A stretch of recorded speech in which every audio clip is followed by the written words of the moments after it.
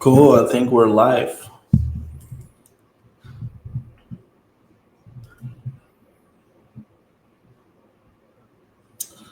So we have one more minute, then it's exactly 2 o'clock here in Sofia. Ready to get started. We'll probably give it another minute so everyone can join in so we can kick it off together.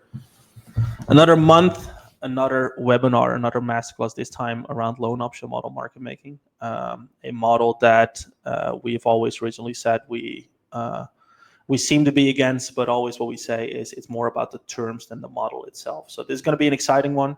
We'll be walking you through actual examples of loan option models, different structures, and how they can actually affect token performance in the long run. So for everyone who's joining, welcome. Give it a couple more minutes so everyone can join in, and then we're ready to go.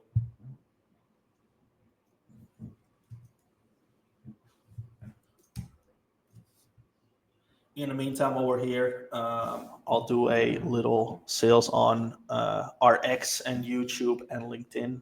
We're quite vocal about everything we do in the market making space. It's quite a black box, and I think the best place to follow us are on LinkedIn. We especially talk a little bit more about like what's happening within the company, updates and announcements. I think if you want more value, definitely go to our company X. Put my own X in there as well. I'm a little bit less vocal there than on my LinkedIn. And then last but not least, we have our YouTube. There's more long-form content around it. There's also where these webinars will be posted. And we have some interviews with some cool people. One of the last ones was with Tony Drummond. It's a live one, I think an hour and a half podcast, which we did in Dubai during Token 24/9, which is awesome. So definitely check that out by going to youtube.com/enflux.io, and you'll see it there. Also go to the short section where we talk very briefly about specific topics, which I think are very short and just easy to consume, kind of like piece of content, which talk more about market making. If you really want to get educated, go to the long form content. We have the first webinar we ever did where over 150 people joined on there as well. This one will be live on there after a week. And then we have a couple podcast series with a lot of cool people in the space as well. It is 1 minute past 2 o'clock here in Sofia, so let's get started. Starting with the loan option model market making masterclass. I think one of the most unspoken possible issues in the space, and why a lot of projects I think are getting burned, and a lot of retail especially. So no matter if you're a retail trader in here and is actually looking to get some alpha on what is happening in the space, or a token project, a VC, an investor, I think for anyone, it is important to understand how loan options work and also how they affect token performance, and how market makers are able to extract millions of dollars and hundreds of thousands of dollars from projects by actually, building out these agreements and how they work. Again, want to emphasize it's about the terms, not the model itself that's bad, but we'll go through some real-time examples on what are some good models and what possibly are some less good models. So again, what you will learn is some real examples of loan option model agreements, calculating the real cost of these loan option models, because it's not as free as people think it is, especially if you have a really solid project, how to structure a loan option model properly, and how these loan option models affect token performance at launch, which is where a lot of projects I think are getting burned. Real short repeat of what we started with, and we always say what we're about is building a long-term focused, sustainable market with solid products behind them, with real use and real revenue. Ideally, what we don't want is initial hype and a huge drop-off, which is unfortunately what mostly happens, and loan option models are a part of that. What we do want is a nice proper launch with a nice sustainable price chart that goes up, because tokenomics, fundamentals, market making, marketing are all aligned. And not all the profits are baked into the launch, as Tony Drummond always says. This slide might look familiar because the wrong model can break you. And that's why we're talking about loan option models today, and how basically not get wrecked with a loan option model as a project, or as an investor, or as a founder. As much as I like that DAOs need to publicly state their investments that they're making, I would love to see for every project that they're working with a loan or retainer model market maker, and what are the terms. Because if the loan option model market makers have bad terms, I personally wouldn't invest in them. I would love to see those details as an investor, as a listing manager, and especially as a retail trader. Unfortunately, that's not publicly available. The good names in the space don't mean you have a proper market maker. What actually signals a good market making deal is primarily the terms that are on the deal that will determine whether you have good quality liquidity and good fundamentals. Want to highlight one more time the piece that we collectively made with Johan about this loan option model. It's a very high level intro piece, but I think a good intro into the whole loan option model discussion. So we'll start off pretty basic today with an explanation of what loan option is compared to a retainer model. And then we'll go into very practical examples of loan option model, the terms, and how they affect token performance and how the profit can be calculated for the market maker, which is profit that doesn't go to the project and is profit that doesn't go to retail traders or a VC that invested. So in the most simple sense, retainer model, as I described in a couple of webinars before, is you pay a monthly fee to the market maker. You give access to your trading accounts on an exchange like MEXC or Bybit via API. Their job is to keep your markets healthy and do and work for you, because their incentive is to make you happy. So you keep paying a monthly fee, and that's the win-win, basically.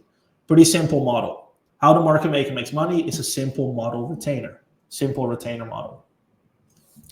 The other model, and it probably takes a bit of time to fully grasp the idea, and we'll go into the actual application of it. How it simply works is, as a market maker, I borrow tokens from the project.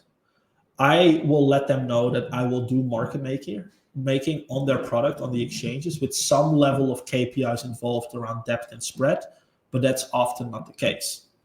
The way I make money is with two ways. It is trading if there's a lot of volume on the market, and secondly is via optionality, and I'll go into that in a little bit more detail in a bit.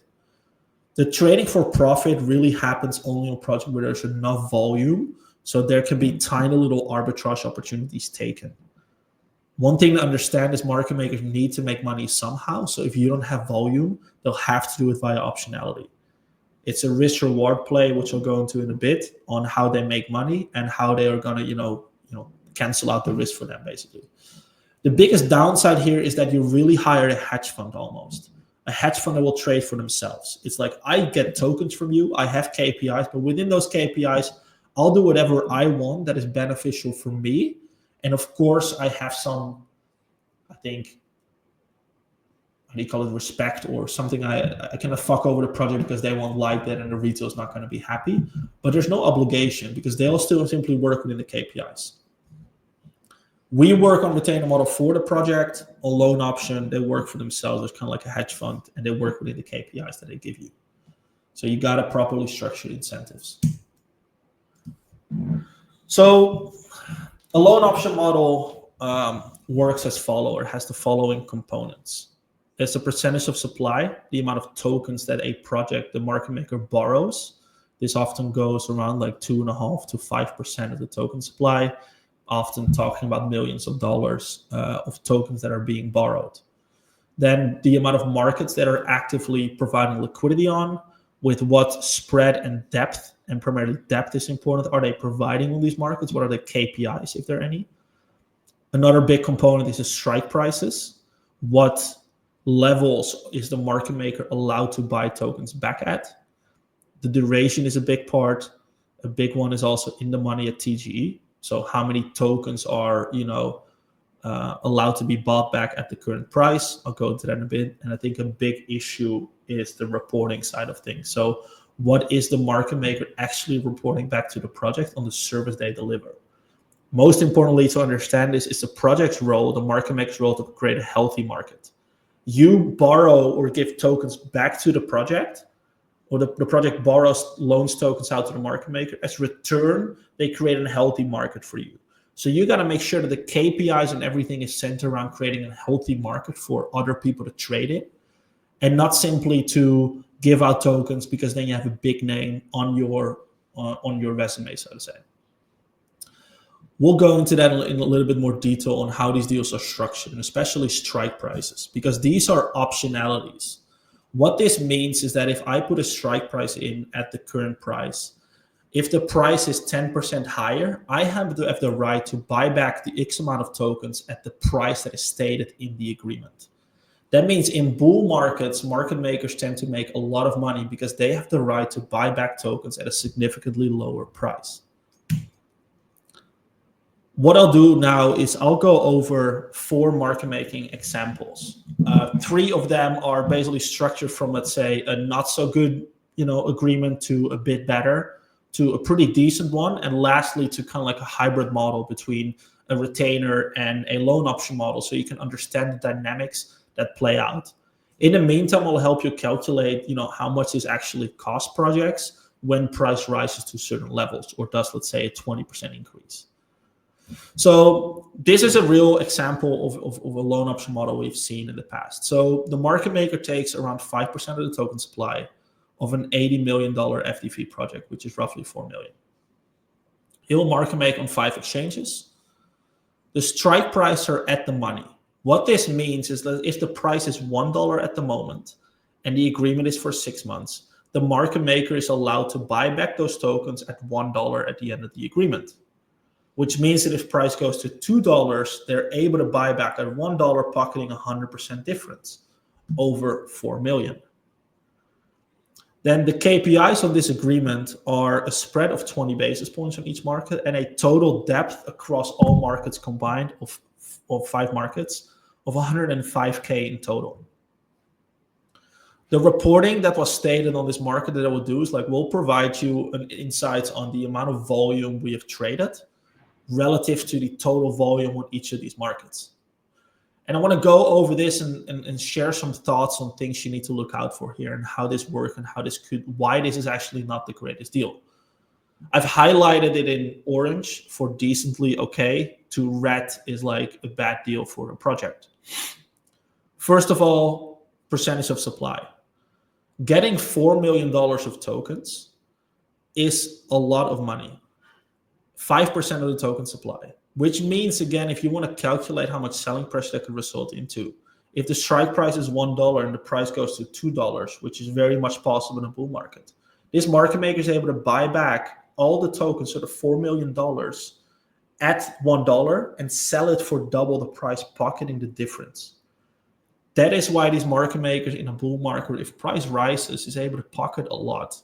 But even if price rises by only 50% in this case, they buy back at $1, price $1.50, they pocket 50% over 4 million, which is $2 million.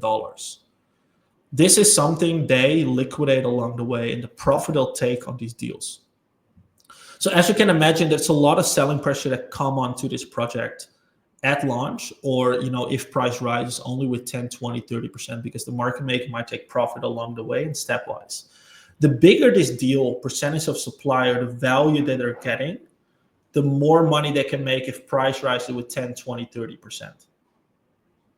Which is, if you're a project, money that you could have made if you actually did the market making yourself and not with a loan option model. It is therefore best for projects to keep this amount as low as possible so you don't make this possible selling pressure if price rises too big. The other thing I want you to consider, right, because you're giving out tokens to a market maker to provide liquidity. What is the value you get in return? In this case, you're getting 105K in total depth on the book on both sides, which means roughly a capital utilization rate of 26.5 basis points, which means that why do you need to get $4 million of tokens if you're only providing 105,000 on the market? That doesn't seem to make sense in my opinion, but it's only so they can make a lot of money in price rises significantly. The other thing to keep in mind is the duration here. 6 months is pretty okay. Ideally, you want it to be as long as possible. Because what will happen is each time this agreement is being renewed, the strike prices, so the price at which the market maker is allowed to buy back the tokens, will reset or can be renegotiated. That means if price continues to trade down, that means that market maker gets new strike prices which are not at $1 anymore but at 80 cents. Maybe 6 months later at 70 cents. Which means that anytime price increases by more than 10, 20%, the market maker is able to capture profit. The longer the duration, the less times a market maker is able to take these profits and reset these strike prices. Again, and this is also what I think is a little bit unfair. At the money, I think is fine, but not everything. That means that for every price increase, you're basically paying 1% of 4 million in loss. That's how much this optionality would be worth. Of course, the market makes providing some value, which is actually the debt provisioning, but there's no reason they need $4 million worth of tokens and providing only 105K in depth. But these are pretty standard agreements that are sent out to most of the projects. Big ones, smaller ones where it's still 5%, where they might even provide less depth or there's no KPIs. Simply said, the better your project, the more volume you have, and the better users or real revenue, the better terms you'll get as well. So that's one thing to keep in mind. There's a couple dynamics that come into play here. What we see is that if you want to lower the percentage of supply or increase, you also, in this case, so percentage of supply increase from 5 to 6%, you might be able to request more depth. On the other hand, if you want to reduce the percentage of supply, they probably also put less depth on the book as a KPI. So ideally, you want to get the best terms. And if you want to negotiate, some terms have to come and give. I think this is a bad starting point to negotiate from because the terms in itself are not great. But ideally, you have better terms and you start to negotiate. But this is the dynamic that plays out. If you want the depth KPI to increase, or to go from like 105 to 80K, you're also able to get strike prices plus 10%. What that means is that rather than someone able to buy back at $1, someone is able to buy back at $1.10, while the current price is $1. So the first 10% increase is something the market maker is not able to capture profit on. But on the other hand, this is worse for the market maker because they're able to take less profit. So you're also going to get less depth. The opposite happens as well, right? Like what could happen is, let's say you say, I want, instead of 105K in depth, I want 150K in order book depth in total across all those 5 markets. The market maker might come back and be like, well, that's possible, but we need more percentage of supply. Better for them because the more percentage they have, the bigger the size of this deal is. And on the other hand, you're also getting a little bit more depth. So these are some examples of the dynamics that play out when you're negotiating these market-making deals. If you want better terms, either you have to be a way better project suddenly, or you have to give in with some other terms. Most importantly, you have to get a good baseline to start off from. I have a second example here with still not great terms, but at least different strike price, which I think is important to understand.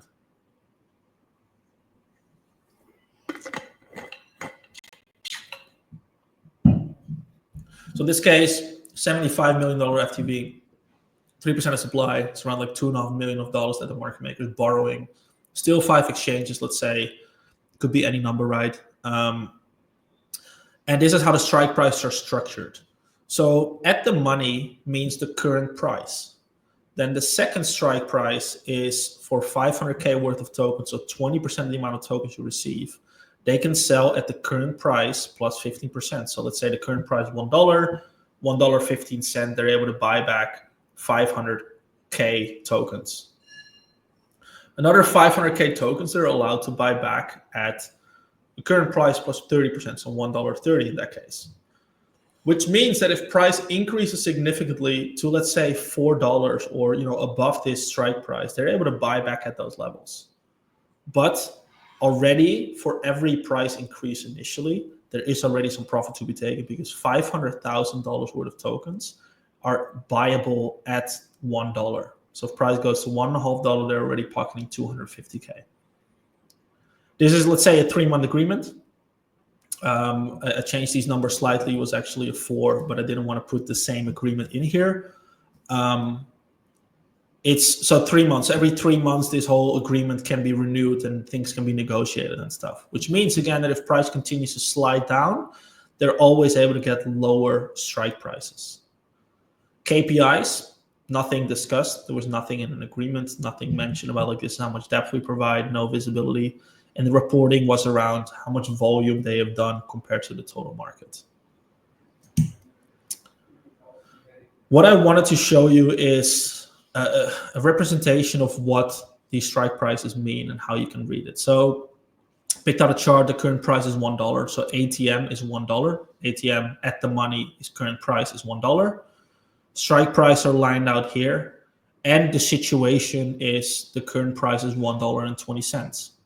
What is this loan option worth? How much money is the market maker able to extract from this market by executing it, or also already starting to liquidate these tokens?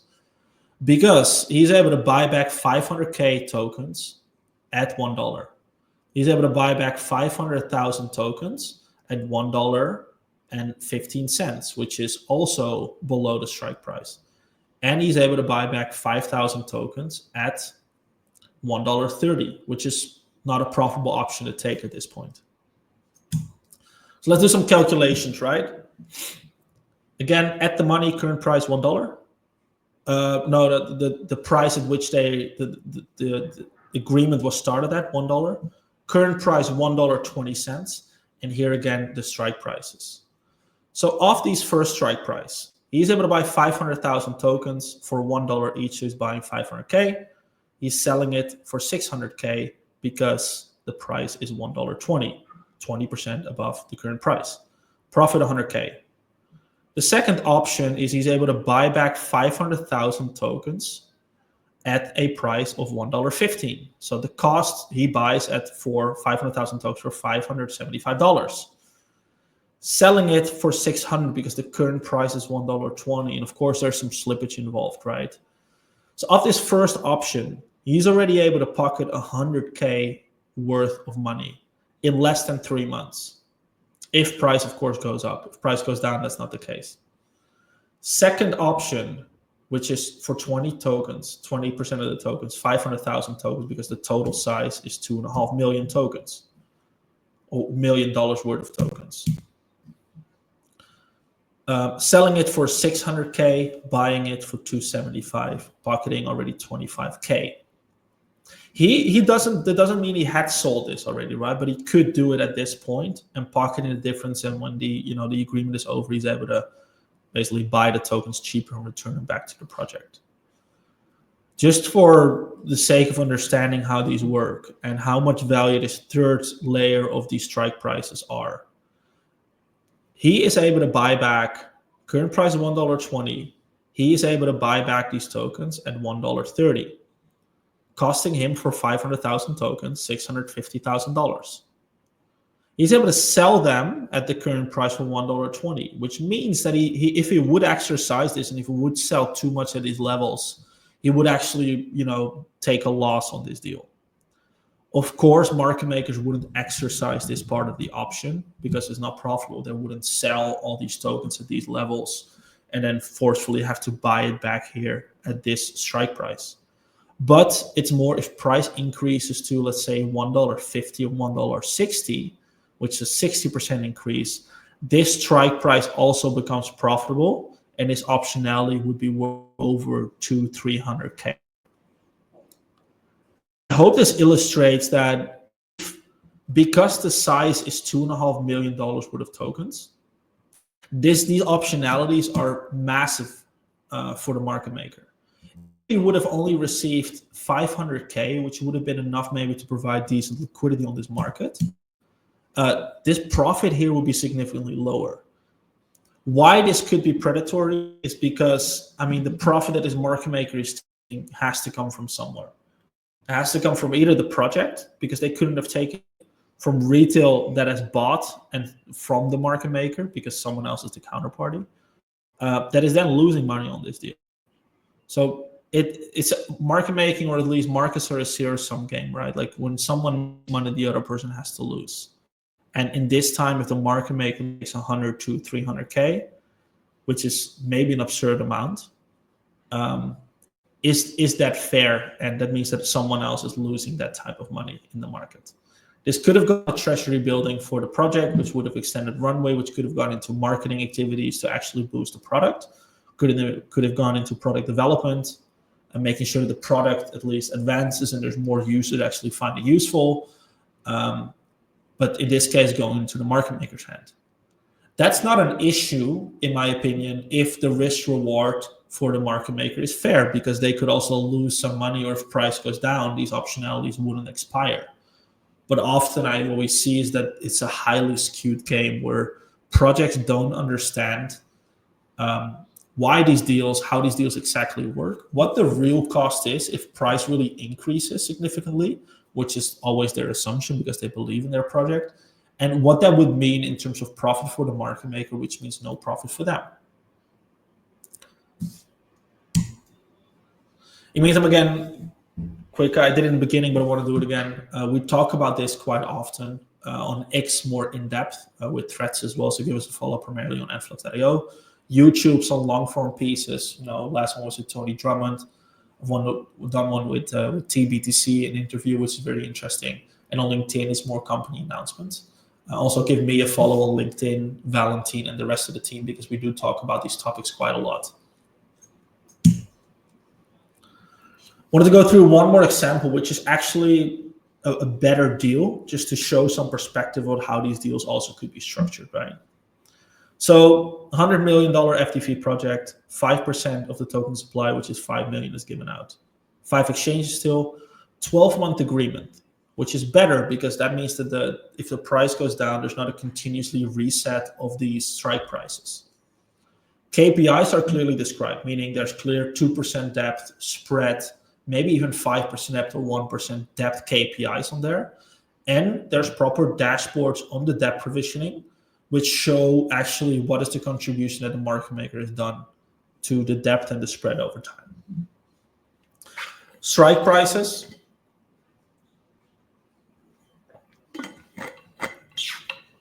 So there's a couple levels. You have at the money, which is the current price, plus 50%. Let's assume the current price at the start of the agreement is $1.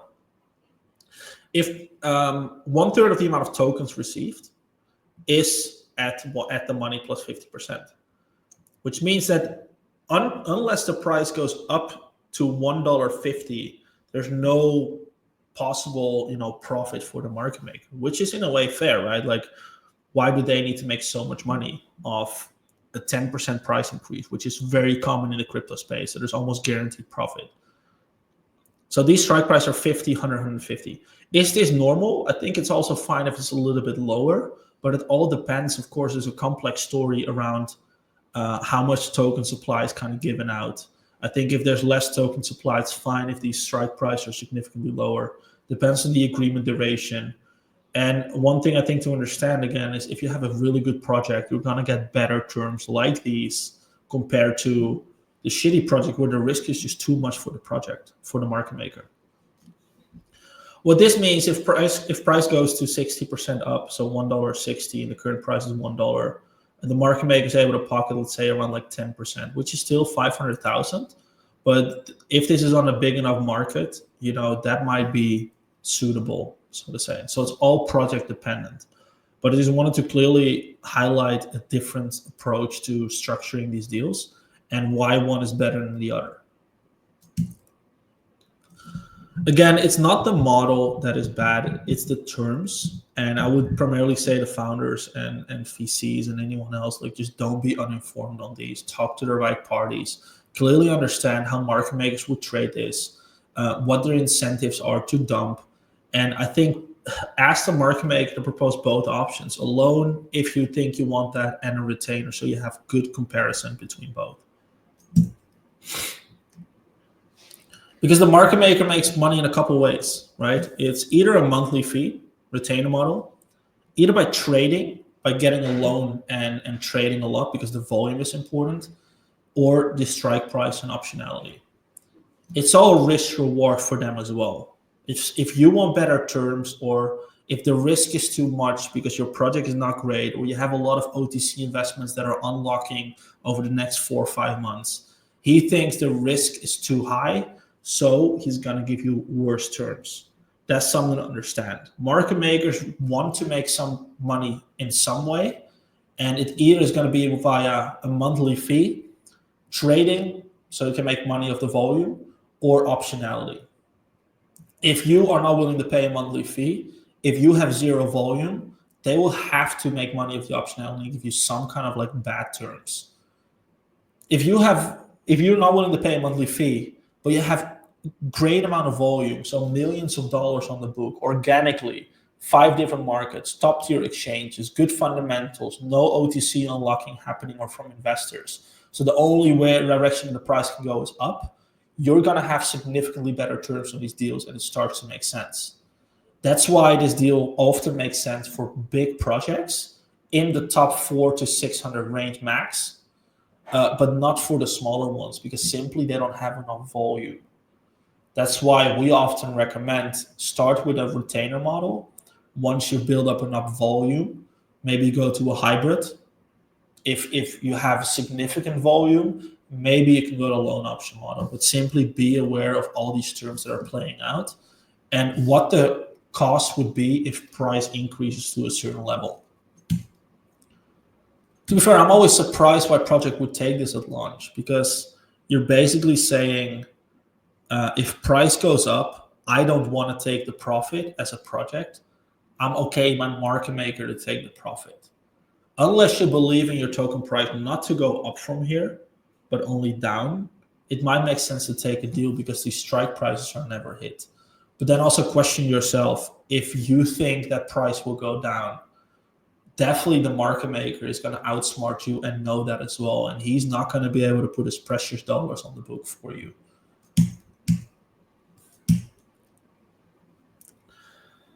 So there's another way to go about this, right? Which is a hybrid model.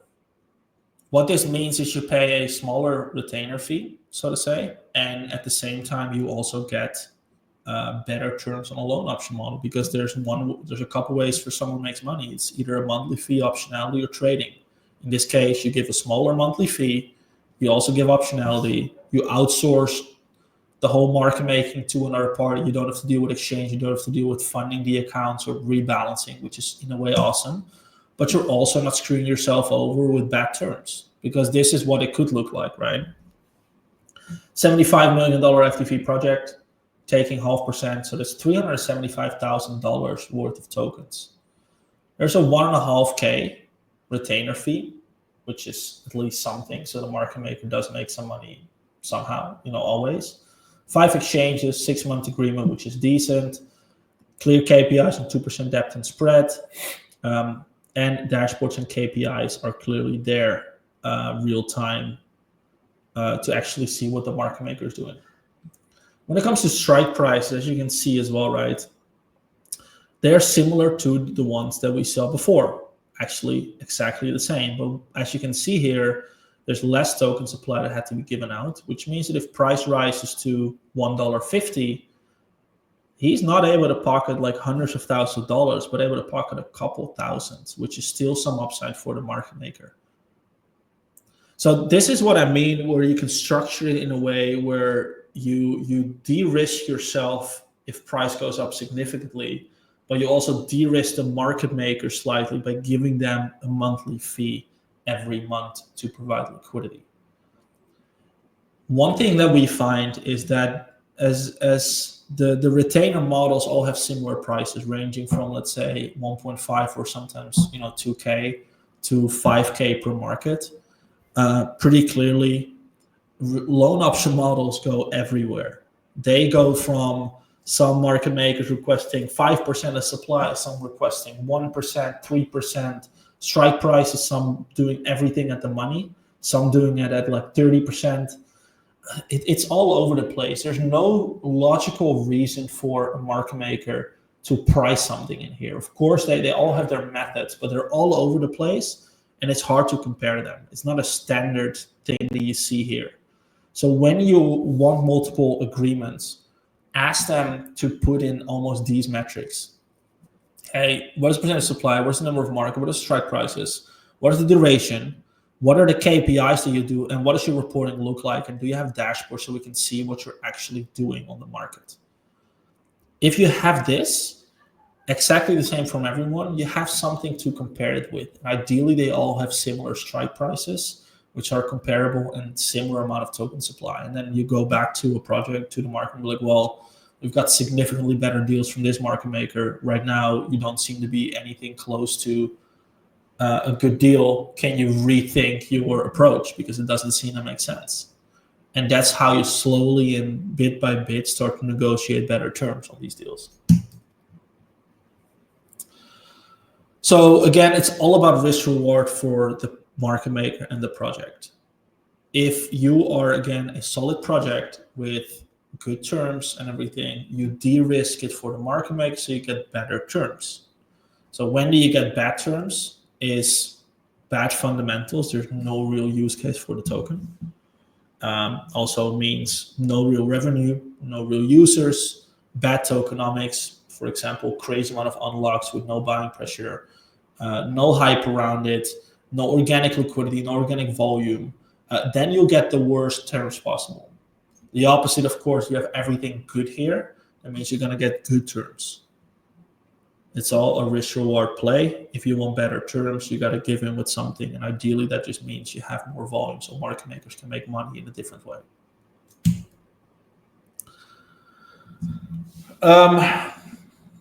One more topic I wanted to talk about, which is loan option model at launch.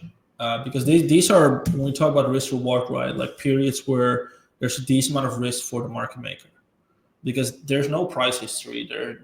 Most of the unlocks still need to happen. Like they need to make money somehow. So it's likely, because the risk is higher, that they're going to give you low strike prices. They dump it and push the price up. They don't provide a lot of bid depth probably, and they buy back lower. So one thing is that 80% of the profits for these loan option models at launch is made within the first 48 hours. Because this is how they would trade it. At launch, they let price rise. There's that initial push that 90% of the projects have.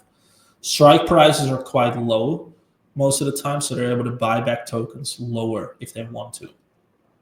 But sometimes they don't do it.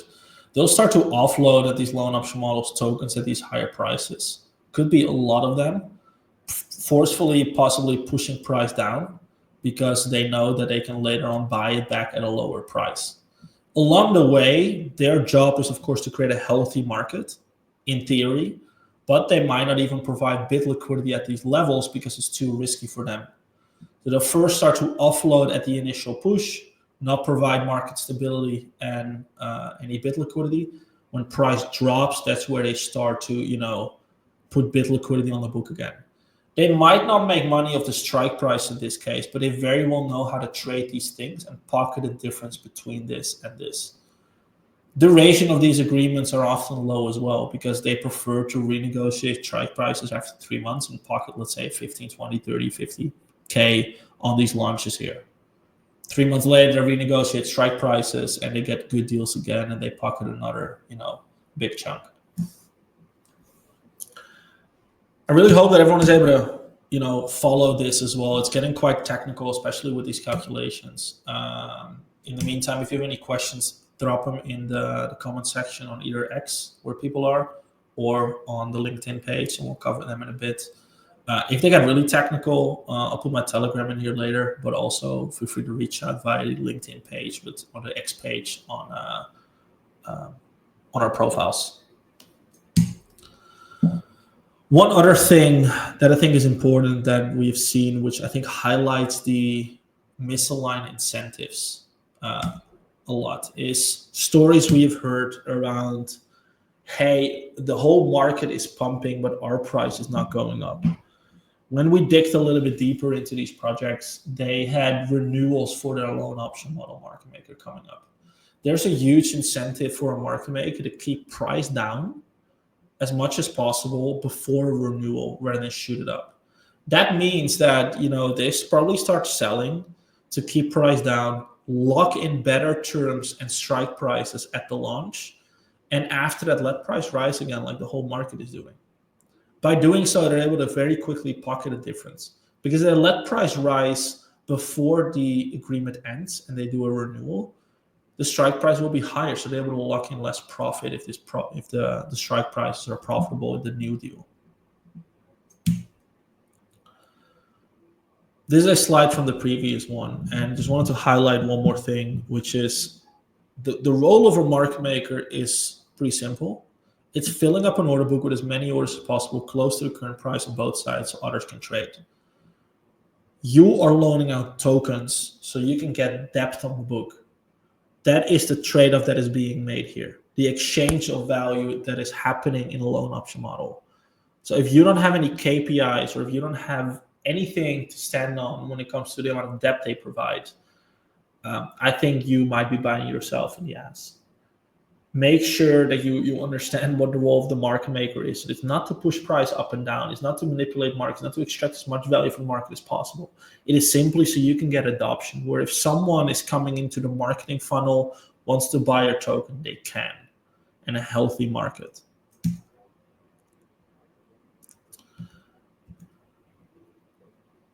The things that we're seeing as well in agreements is KPIs that are too vague.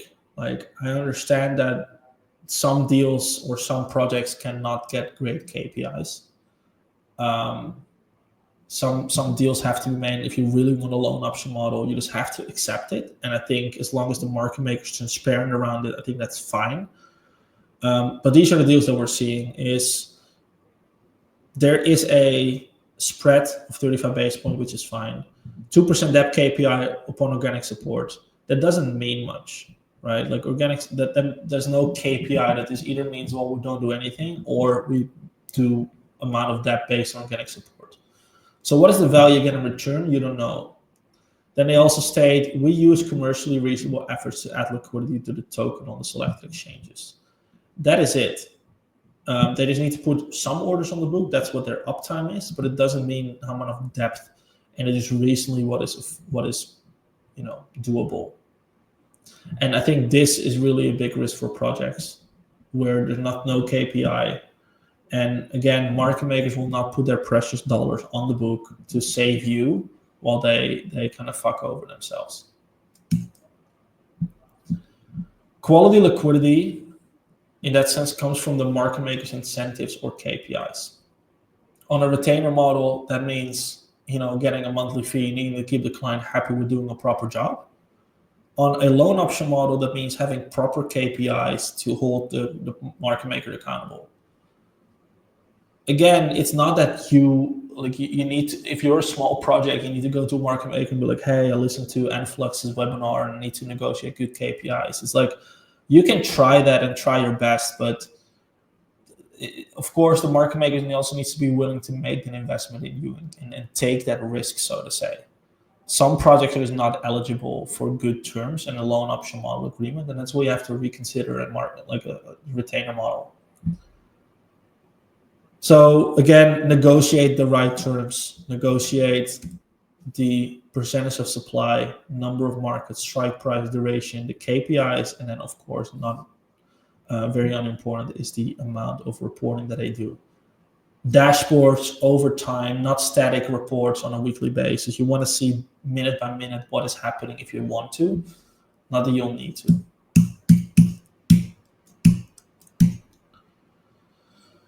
So that being said, doing loan option model the right way, what does that look like in our opinion? And what is at least something that Enflux will also consider when we are talking to solid projects that are at least in the top 400? So what we think is important is a fair risk reward for both parties. That primarily goes in the strike prices and percentage of supply. I think it's also, and this is really where issues happen, is open communication of the downsides for the projects. I don't feel comfortable selling a loan option model deal to a project that doesn't understand what they're signing. Therefore, I think it's important for the business development team and the founders to clearly communicate to projects the both options. Ideally, make a proposal for both as well. Clearly, let the project know what the differences is. Make these type of calculations with them and be like, hey, just so you're aware, if price rises here, this is what the amount of profit will take. And ideally, I don't care if projects then take a retainer or a loan option model, but at least it's their choice then to pick any of them and clearly understand both options. In my opinion, there need to be clear KPIs on depth primarily, whether that's 2% or just total depth in total. There needs to be something at least. And then last but not least, always the proper analytics. This is how Enflux will do proper loan option model agreements for projects that are a decent size with real revenue and real users. We will always, or in 90% of the case, unless you specifically ask, propose both options so you clearly have a choice. And our team will clearly communicate what is the downside of going into a loan option model. We have also for very small projects proposed a loan option model, but this is an unofficial proposal. We just highlight like, hey, if we have to put something together, these are the terms. And I don't want to offer this to you because it doesn't make sense to you. We're not doing it. That's where we can only offer a retainer model. So again, before we are able to do loan option model with projects, it needs to be a very high due diligence process, understanding tokenomics, fundamentals, revenue, users, founders behind them, how many OTCs are they doing, what is possible selling pressure, how much volume do they have, what is the liquidity assessment that we do organically. Doing all of that takes a lot of time, and that's only possible for the bigger projects out there. That being said, while I say this, prepare some questions in the channels, in the chats. If you're a listing manager, I would say we have an exclusive commission on OTC and market making deal via our partner program. Definitely reach out for that. If you're a institution and you need to liquidate tokens or something in a strategic manner where you don't impact the market at all, you need market making style, definitely reach out. For exchange, we have an exchange growth partner program to help them grow, and especially early stage ones. And for projects, I think we provide a lot of knowledge. Go to our YouTube, our LinkedIn, ask questions. We do liquidity audits. We do trials on market making, help you understand how market making should be done. We have free listings on some exchanges for the clients that we work with, including the perpetual markets for BitMax. We do flexible OTC investments where we're able to build treasury in a flexible manner with daily deals and daily discounts. And if you're a pre-TGE project, happy to take a look at your tokenomics. Questions, again, send them to operation@enflux.io or shoot them to my Telegram, our X profile, YouTube, or our LinkedIn one. I think it's time for questions. Z, if you can pop the ones from X to my Slack, I'll check them there. I'll stop my sharing as well in the meantime and see whatever happens on LinkedIn.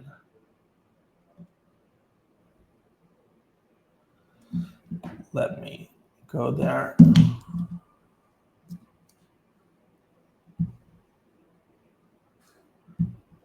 Yes. Give me 1 sec. Let me load it. Mr. Blue, definitely will be a recording. Is a loan ideal for exit liquidity? That's a really good question. I would say no, simply because, this is what a lot of founders, they come to us with. They're like, well, at launch, we're going to have a lot of selling pressure. And I think it's good to get a loan option model in so people dump on the market maker rather than us.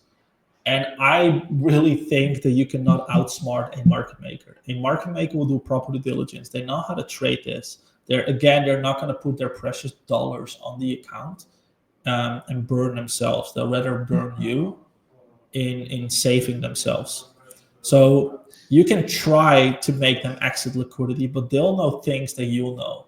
You're going to get very bad terms where they make a lot of money. They'll probably front run the dumping. Then the dumping happens and buyback even lower. I don't think they can be exit liquidity.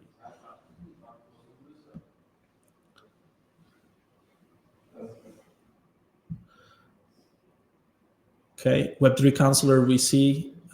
Good. We'll definitely share a recording. GM as well. Cool, guys. I think that's it. If you have any more questions, definitely put them in the channel. Great. See, nothing on X. If you're on X, feel free to ask some questions. Z will push them to me. If you're on LinkedIn, put them in the comment section of the webinar. Let me refresh.